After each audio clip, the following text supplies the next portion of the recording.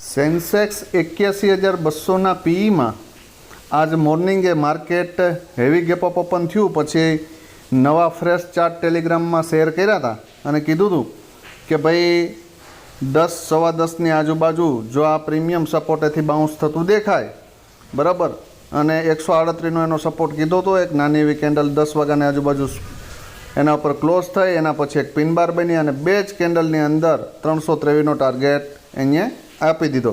મતલબ કે તમારું 2x નહીં પણ 3x ફંડ બરાબર. એના પછી ફરી પાછી એક મોકો મળ્યો 12 વાગ્યાની આજુબાજુ એક વ્યૂ શેર કર્યો તો મેં કે ભાઈ જ્યાં સુધી માર્કેટ 15 મિનિટની બોક્સની નીચે છે ત્યાં સુધી સેલ ઓન રાઇઝ જ છે બરાબર. તો અહીંયા ડીપ મળ્યું ક્યાં 223ની આજુબાજુ, જ્યાંથી 509 સુધીનો બ્લાસ્ટ ટાર્ગેટ આપ્યો.